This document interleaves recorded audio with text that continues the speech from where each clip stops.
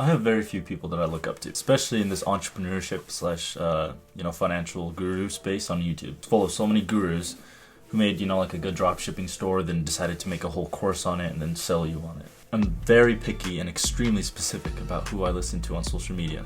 In fact, I only follow less than 60 individuals on my Instagram, and then I only subscribe to 5 content creators on YouTube, plus my friend's channel, because I just thought I'd be nice and subscribe to him. So shout out Angel. And there's also this relaxing music channel that I listen to while I just work on stuff that, I've decided that I need to stop listening to hip hop and rap or any beat sort of music while I'm working. Something that's really quiet in the background and something like piano. So I just listen to Studio Ghibli stuff because that's what I like, and I like their shows and their the movies they made. So that's why. I don't need a constant surge of dopamine to get me to realize how much I needed to get moving forward or something like that. I don't really need or have anybody to motivate me. I just need some guidance. So most of the stuff I've learned off of YouTube. I look for YouTubers with that in mind because I hate listening to generic motivational stuff. Somebody to tell me to chase your passion and never work another day in your life. As I got older, you see through that fluff right away. I think there's a whole section of entrepreneurship that just sort of builds suspense, right? And then doesn't actually accomplish anything, right? You just feel good about yourself, and you feel like you're doing things, but you're not actually taking any action. It sort of actually turns you into a realist, and you realize hey, this isn't what entrepreneurship is about. And you get pretty good at avoiding that sort of fluffy stuff that you might see on a YouTube short or an Instagram reel, Because otherwise you can pretend you're being productive while listening to motivational speeches, but you're not actually taking any action. So yeah, it's sort of like a trap, because YouTube is one of those platforms that you could have a very good case for why you should be on there and be watching YouTube consistently, which I've done and I still do to some degree, but it's one of those that can kind of suck you in and pretend make you feel like you're being productive, but you're not. With that said, I present to you Iman, Ghadzhi.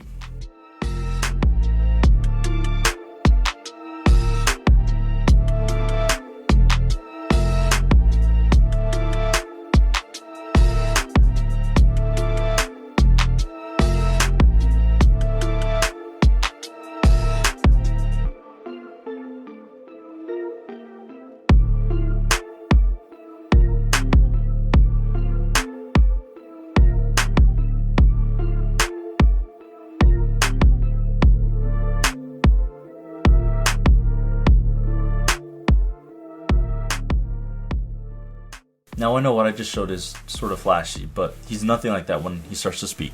If you have been, in the entrepreneurship space for a while, then you've probably heard the name Iman Ghadzhi at some point, maybe on a podcast or one of his videos or something like that. Many people mistake him for a rich asshole, especially if they see his Instagram. But he has probably been the second most influential person for me. He is very good with his words, very well spoken. He had a very rough childhood. On paper, he shouldn't be where he is now. I felt like I could relate to him, in so many different ways. I started lifting around the same age he did. I played soccer as a kid too. I would say I was extremely active, and I sort of thought sports was the way to go. He also has the same sense of style as me, or maybe I as him. I don't wear anything flashy. I don't like name brands. I wear basically the same things, the same kind of clothing. A t-shirt and some flexible, looking long pants, like chinos type thing. You could say golf shorts, nothing loud or attention grabbing. Also, I'm growing my mustache the same as him. Once it actually starts growing, it's gonna look sort of the same. My hair, for my mustache, literally grows the same way his does. So I thought that was kind of cool. Also, I have the same haircut as him. It's sort of the same. I have curly hair, so it's a bit different. But I cut this myself too, by the way. Side note. I know these things are obviously not important. But it just goes to show part of the reason why I like him so much, aside from the advice he gives. He's sort of been a role model for me for quite a while now. I took his course to start my first business, Lead Flow, which is a marketing agency for fitness brands, which I'm applying to a content creation agency that I'm building with a friend, Angel. And so that's what I'm actually working on right now. He has been so instrumental in my success and failures, throughout my journey. He also encourages, his viewers to do hard things instead of just doing things that make us happy. For instance, he always advises us, don't wait to find what your passion is before you start, working hard and, finding pursuing something in life, or to start a business for that matter, which is something I fully agree with. He talks about how you should worry about the goal, not how you get there. You have to accept your reality of what it will take to achieve that goal. You can't be like, I want to be, make this much money, but I want to do it this way only. I want to do it the fun way. It doesn't work like that. So he's also very politically incorrect, which is something rare, I guess, in high-profile people. He doesn't even pretend, like, even at the cost of like potential profits. Like, he just doesn't care. And he doesn't have to care, because he's still gonna make money whether people like him or not. He's also aware of how many people out there are much smarter than he is, and so that's why he hires such an amazing team to work at, like Grow Your Agency and Agency Flow, and IG Media, his marketing agency, which is now sort of a private equity firm. He's a strong leader. His whole company, his whole community looks up to him. He's very generous, with his guests and his employees. Pays them very well. Very kind to his fans. Like, literally took a fan out the other day and let him spend like a couple hours with him. Went out to eat, and at the end of it, he got him a Rolex. Like, it's crazy, what he does. And I've seen on his Instagram, Jordan Welch, another YouTube creator that I like watching, gifted him a Rolex for his birthday. And so, just a very generous guy in general. He's very humble for the position he's in at such a young age. He's only 23 years old. It's crazy what he's been able to do. He's also very good with women. If you just scroll through his Instagram, he is like with the most beautiful women like in the world, around the world, I guess. Which is part of the reason I started this journey in the first place. I will admit that. I don't blame those girls. Iman is pretty hot, okay? Pause. Like, he's actually a pretty good looking guy, and with what he's accomplished, he could have just about any woman he pleases. Like, I'm not gay, but like, I can appreciate an attractive guy when I see one. I didn't even know the woman like Iman hangs out with. Like, he's just on a different level.